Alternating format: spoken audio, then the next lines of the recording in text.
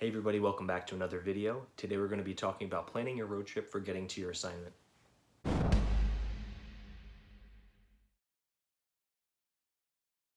Before we begin, it's important to note that you have options. First, you can pack your car and drive it to your assignment like we'll be talking about today. You also have the options of taking a train or a plane and shipping your belongings where you'll be staying. You can also choose to ship your car as well.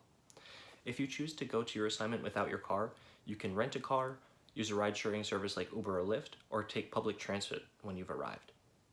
Now that we've gotten all the potential options out of the way, for the sake of this video, we've decided to make a trip out of it and drive across country to our assignment.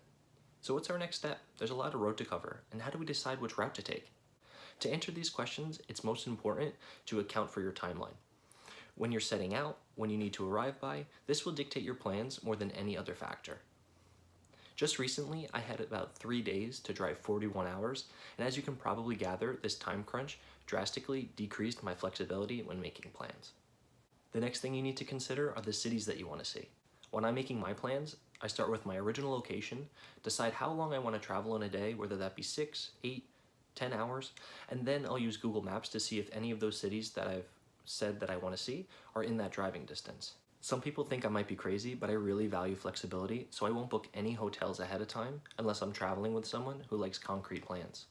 To me, this takes away some of that stress and forcing myself to stick to that predefined plan and add some spontaneity to the trip.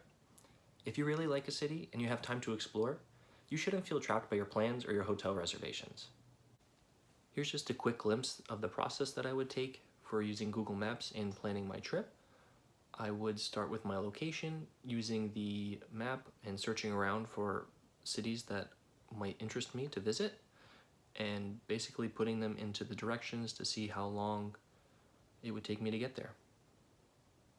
Now that we've touched on planning the route for your trip, let's talk about what you'll be doing while driving on your trip. Obviously, the most important thing is your playlist.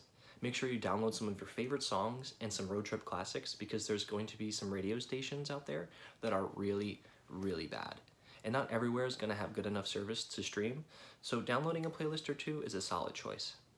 Podcasts are also very clutch when driving, and I fell in love with them when needing to commute in Los Angeles for my assignment. Sometimes you're just not in the mood for music, so it's nice to have an alternative. I have 3 favorites.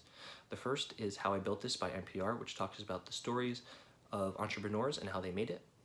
Second is another by NPR called Planet Money, and that talks about economics. And the third is the Bigger Pockets podcast, which talks about real estate investing, and that's something that I'm really interested in getting involved in. Of course, I'm always looking for new material, so if you have a favorite podcast, be sure to comment below so that I can check it out.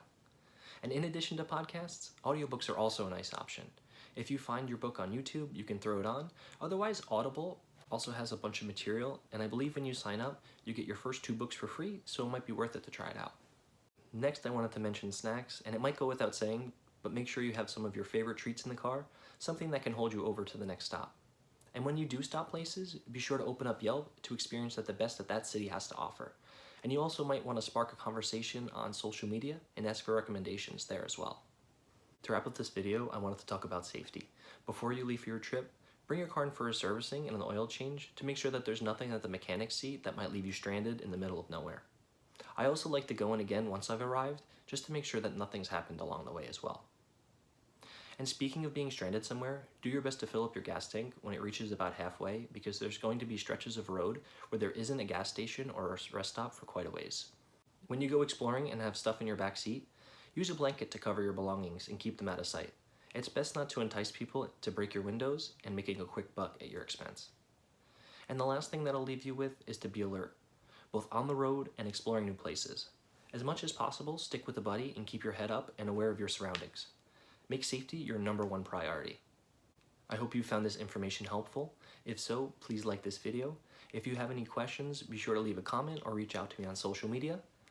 And as always, please subscribe to the channel for more videos. All of your support really helps and keeps me motivated to producing more content. Thanks again for watching, and have a great day.